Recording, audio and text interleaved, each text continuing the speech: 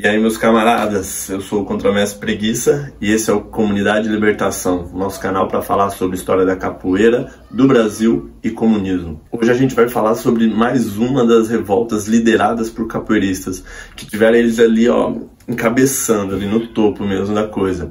E a de hoje é a revolta do Cacaulinho, que aconteceu em Belém do Pará. E o líder dessa revolta foi o Cabralzinho, um famoso político da região.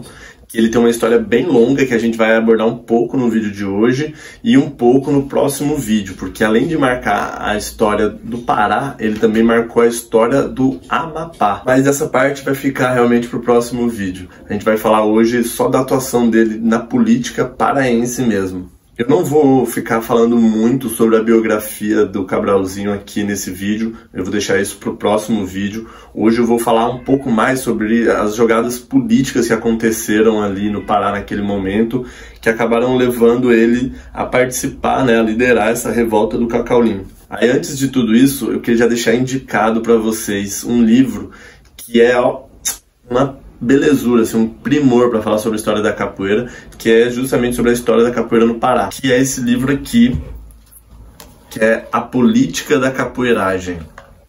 A história social da capoeira e do boi-bumbá no Pará republicano, de 1888 até 1906.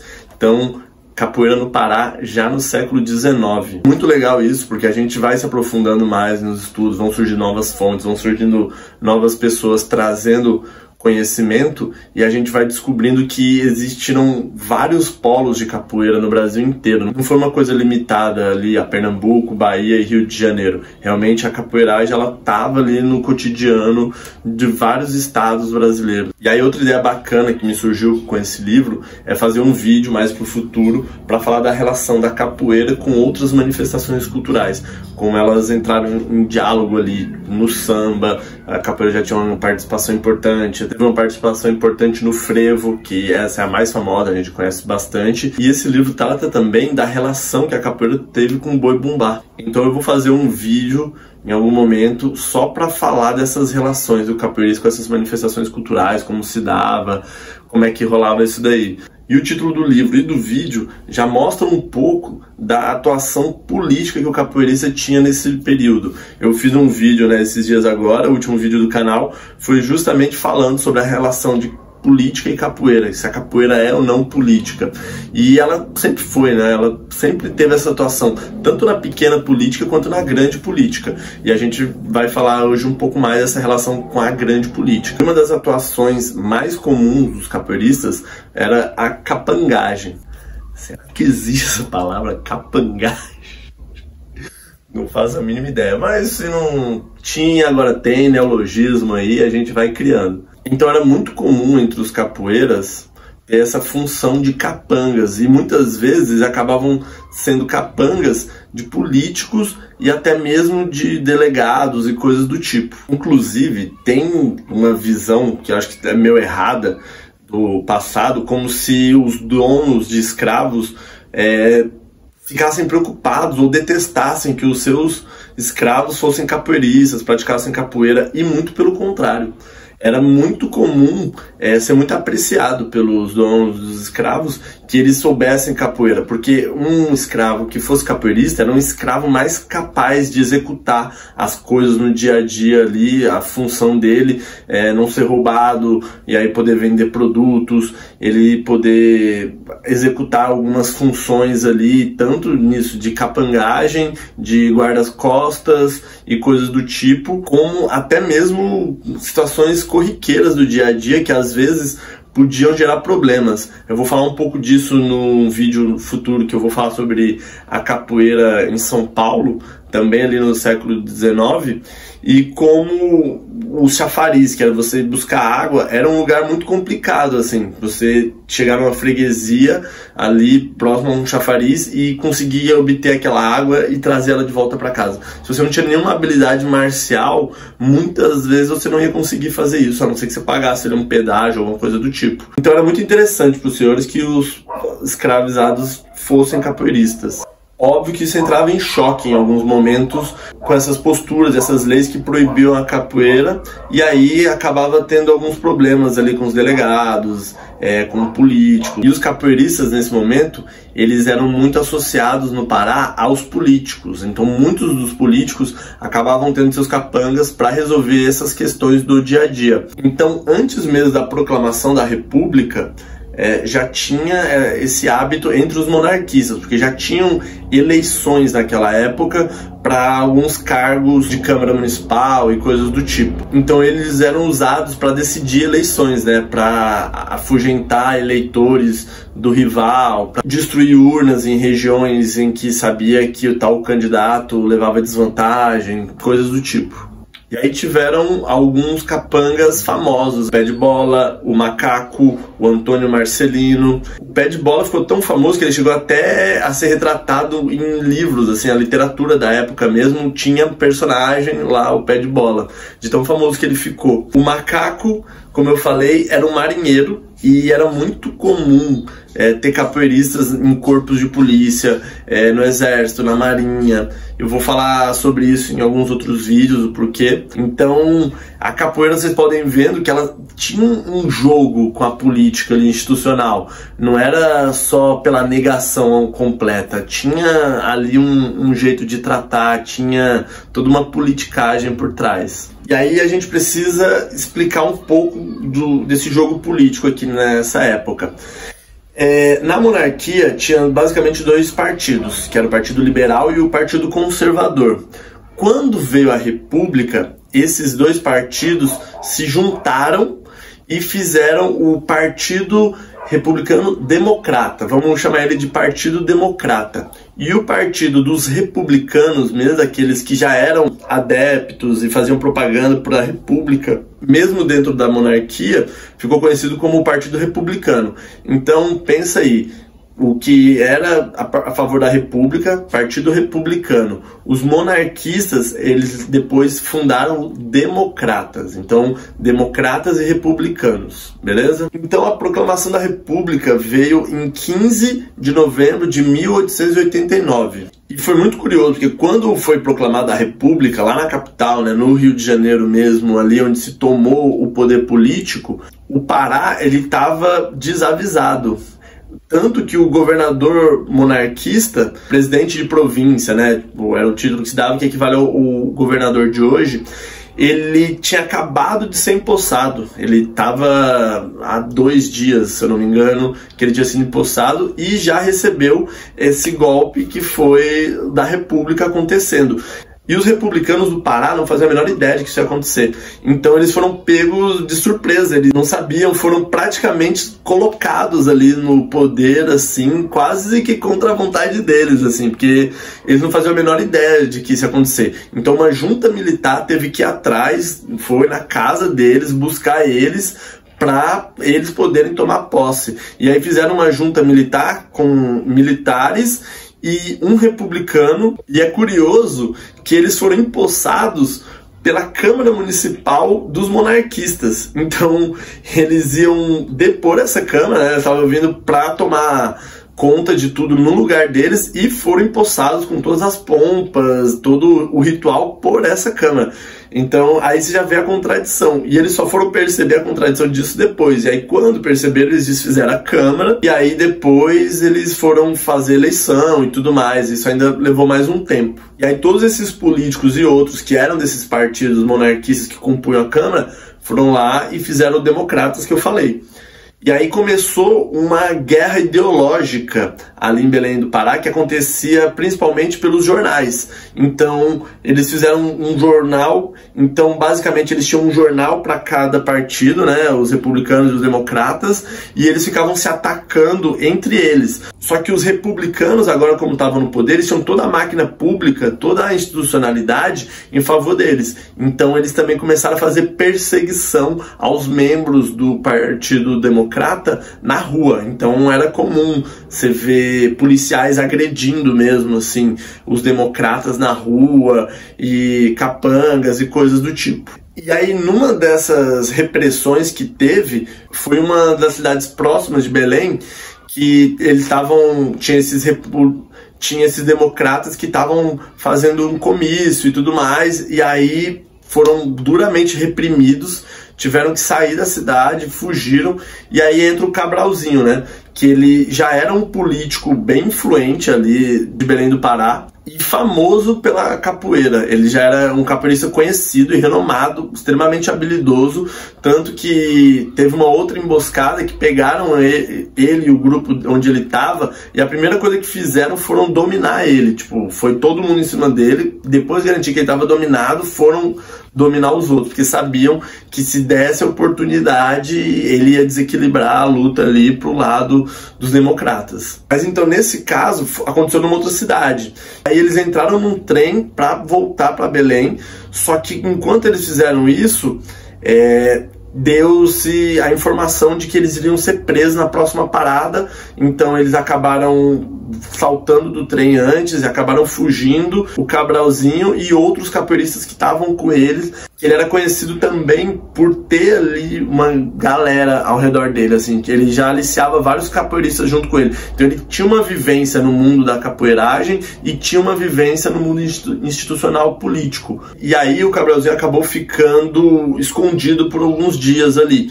E nesse meio tempo, lá em Belém, começou uma forte repressão da polícia em cima das pessoas na rua, ali aos capoeiristas principalmente. Foram à caça dos capoeiristas, prenderam vários capoeiristas por lá e outras pessoas que também não eram capoeiristas, mas eram capangas e coisas do tipo. E só que malandramente todos ligados ao Partido Democrata. Então a ideia qual que era? Era minar as forças do Partido Democrata para que eles não fizessem na próxima eleição o que eles sempre fizeram durante a monarquia, que era todo aquele esquema de coagir eleitor, de destruir urna e coisas do tipo. E isso aconteceu assim alguns dias antes da eleição de 1890. 1890, se vocês se lembram, foi o ano onde se colocou o Código Penal e a capoeira se tornou ilegal em todo o Brasil. E aí acabou tendo grandes perseguições lá na capital, no Rio de Janeiro, mas a principal aconteceu ali na Revolta da Vacina, que eu já falei em outro vídeo aqui do canal, confere lá. Outra revolta também liderada por capoeirista. Só que essa repressão lá em Belém do Pará aconteceu antes mesmo desse novo Código Penal. Essa perseguição rolou ali em agosto, setembro, o Código Penal só veio mesmo em outubro. E aí, com toda essa perseguição que teve, essas pessoas foram presas e foram deportadas para o Amapá. Porque no Amapá já estava rolando um problema de fronteiras e eles precisavam ocupar a região para garantir aquelas terras mesmo para o território brasileiro. Então você ter capoeiristas e alguns brigadores, valentões lá podia já ajudar nesse meio processo, e também eram pessoas, braços para povoar aquela região mesmo. E aí é já nessa questão territorial que depois o Cabralzinho vai parar em Amapá, mas isso já é mais para frente, já é mais coisa para o próximo vídeo. A gente vai focar aqui no Pará mesmo, nesse vídeo aqui. E aí, quando houve essa prisão generalizada, o pessoal dos democratas foram lá, tentou conversar com o governador, tentou tirar alguns deles da cadeia e tudo mais, mas não deu certo, eles foram realmente deportados e o Cabralzinho não estava preso entre eles. Lembra que eu falei que eles escaparam? O Cabralzinho ele conseguiu soltar antes e escapou. E o governador garantiu para os democratas que não tinha nenhuma ordem de prisão contra o Cabralzinho. Então ele volta para Belém do Pará. Realmente as eleições são vencidas ali com facilidade pelos republicanos, que dominavam a máquina pública ali naquele momento e que já tinham ali inibido todas as artimanhas ali dos democratas que estavam acostumados a usar, né, que eram os capoeiras. Então conseguiram vencer com facilidade. E aí os democratas, que são os antigos monarquistas, né, eles acabaram se vendo completamente excluídos do jogo político, né? E eles que antes dominavam esse jogo político ali completamente. E aí acabou continuando aquela lógica das agressões contra os democratas, de ter aquela disputa entre os jornais. Inclusive foi incendiado os jornais dos democratas, até mesmo um pouco antes da eleição. Então tava tenso esse jogo político naquela época, principalmente para os democratas. E também rolou, no ano seguinte, 1891, um boato de que o Vicente Sherman, que era o líder dos democratas, ia ser preso. Então eles fizeram uma reunião na calada da noite ali para decidir fazer uma rebelião. Então ia ter uma revolta ali contra o governador eleito. Isso acabou acontecendo no dia 11 de junho de 1891. Só que eles foram vendo que não ia ter como eles conseguirem realmente fazer algo. Então eles acabaram desistindo nessa reunião de fazer essa rebelião. A capital estava ali bem protegida, tinha um policiamento muito forte, não ia ter como eles realmente conseguir fazer isso. Então eles desistiram do plano, só que o Cabralzinho não. Ele foi lá, o que ele fez? Ó, vocês não vão? Beleza, beleza, eu vou.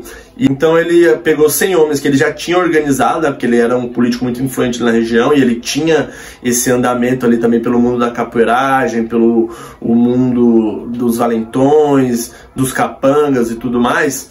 Se juntou com outros 80 da Ilha das Onças, que é uma região próxima ali de Belém, e foi fazer essa revolta. Ele acabou passando primeiro na casa da mãe dele, de lei, né? Porque é isso, você não sabe se você volta. Foi se despedir dela, deixou uma carta com instruções pro sócio dele, que ele era um famoso comerciante também ali de Belém. Também foi envolvido uma época com jornal, então ele era do mundo dos negócios ali também. Ele era realmente uma pessoa muito influente ali em Belém naquele período. Depois disso, ele se encontrou com um sargento de polícia que ainda trouxe os praças da polícia junto com ele para fazer ainda mais coro junto dessa revolta. Então já aí foram mais de 200 homens e o que eles fizeram foi, eles foram até o quartel, o próprio Cabralzinho desarmou o sentinela lá, entraram e acabaram pegando todas as armas para usar no motim. E aí dali partiram para fazer a revolta do Cacaulinho. Eles foram para uma região do Cacaulinho,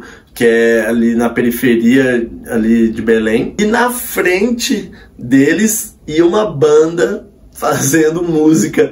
Mano, vê se isso não é muito ideia de capoeirista. Não, é isso, só capoeirista pra ter uma ideia dessa, de colocar uma banda na frente dos revoltosos que estavam indo fazer um golpe, assim. Elemento surpresa? Não, senhor. Aqui a gente faz com música.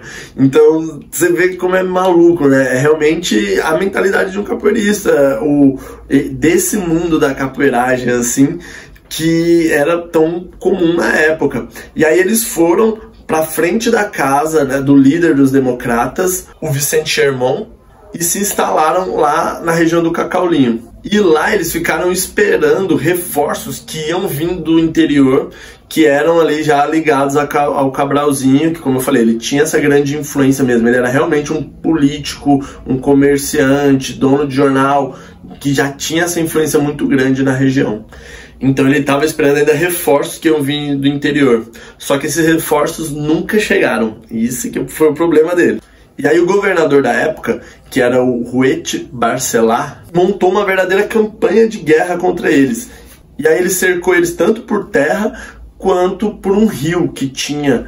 E ficaram nessa trocação de tiro assim, sem parar, incessante ali durante horas. Como o Cabralzinho viu que não iam chegar os reforços do interior, a munição estava acabando, eles não conseguiam avançar, ele acabou resolvendo fazer o pessoal dispersar pela mata mesmo, que é na região onde eles estavam. Nenhum dos revoltosos acabou morrendo, então ele acabou não tendo baixas e conseguiu dispersar todo mundo pela mata. Mas óbvio que alguns foram presos, foram capturados ali, mas o Cabralzinho mesmo conseguiu fugir. Aí o Vicente Sherman, que era o líder dos democratas, chegou para conversar com o governador, chegaram ali num acordo, não ia ter repressão, não ia ter represálias contra os revoltosos e ia ficar tudo por isso mesmo. É óbvio que era mentira, né? Ele acabou prendendo todo mundo que pôde, desfez o corpo de polícia, porque se associaram com os revoltosos, e os líderes democratas foram deportados para a Europa. E o Cabralzinho, como estava foragido, não foi capturado, acabou pegando um navio para Nova York, nos Estados Unidos. Só que antes de ir, ele passou na casa da mãe, que nessa confusão toda aí durante esses dias, ela acabou falecendo. Então, em agosto do mesmo ano, assumiu um novo governador, que era o Lauro Sodré, e esse acabou anistiando todos os envolvidos na revolta, o que acabou fazendo o Cabralzinho sentir que tinha uma dívida de gratidão com ele, assim, e se aproximou dele, E aí quando ele voltou, ele acabou não voltando mais para Belém do Pará. Ele ficou no Amapá, provavelmente para fugir ali das repressões que ele poderia ter se continuasse em Belém.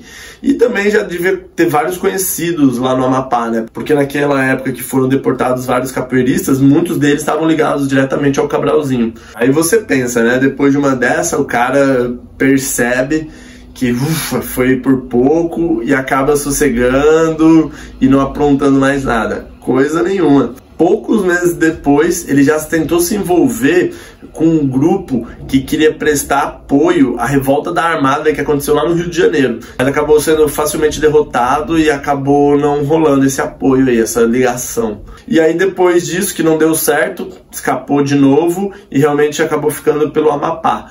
E aí lá no Amapá ele acabou se envolvendo com a política de lá de novo, de uma forma surreal assim, que é a história que eu vou contar no próximo vídeo para vocês, que é de quando ele tem numa rixa ali territorial entre Brasil e França, ele acaba fazendo grandes feitos e consegue ser alçado a herói nacional. Então assim, num espaço de tempo de 4 a 5 anos ali, ele sai de desordeiro, revoltoso, para herói nacional, assim, é uma trajetória meteórica, mas a gente vai falar um pouco melhor sobre isso no vídeo da semana que vem. Eu acho que o que a gente pode tirar de conclusões assim desse vídeo é ver essa relação da capoeira na grande política ali, nessa política institucional, e como o mundo da capoeiragem ele gera esses contatos, essas conexões, esses laços e uma habilidade física, né, que é inegável, que já foi usada para muitas disputas políticas no dia a dia, ali na pequena política, no mundo do trabalho. Eu vou falar um pouco melhor sobre a ação da capoeira no mundo do trabalho em outro vídeo aí do canal. Mas também chegou em vias de fato de acessar a grande política e até propor revoltas. A revolta popular, que foi a revolta da vacina. E aí cabe falar que era muito comum entre os capoeiristas eles têm essa ligação com os monarquistas, né? A gente tem que construir essa ideia de não fazer julgamento moral e também não idealizar o que foi essa função do capoeirista, assim. Realmente a capoeira ela pode ser essa ferramenta aí de emancipação, mas também ela pode ser usada por grupos conservadores, por grupos monarquistas. E quando veio a República, os capoeiristas já estavam muito conectados nesse mundo da política, tanto lá no Rio de Janeiro, quanto em Belém, quanto em outras regiões do país. Então, ele acabava já dialogando com esse mundo da política desde antes da proclamação da República. Então, quando veio a República, os capoeiristas ficaram muito associados aos monarquistas, estavam muito ligados a eles. Inclusive, esse é um dos principais motivos da repressão tão grande que acabou acontecendo os capoeiristas no Brasil inteiro durante a República e não durante a monarquia. Então, foi aí que veio, depois da proclamação da República, que veio o Código Penal que proibiu a capoeira, porque a capoeira estava muito associada ainda aos monarquistas, e eles eram um braço armado muito poderoso dos monarquistas. Então você fazia essa caça ao capoeirista para não correr riscos de rebeliões e coisas do tipo. Então é isso, pessoal, espero que vocês tenham gostado. Curte, segue, manda pro seu amigo aí. Você sabe que ele vai achar interessante essa história sobre a capoeira. Comenta aqui embaixo o que você achou. Você já conhecia o Cabralzinho, já sabia dessa história, já sabia de mais essa revolta que foi liderada por capoeiristas.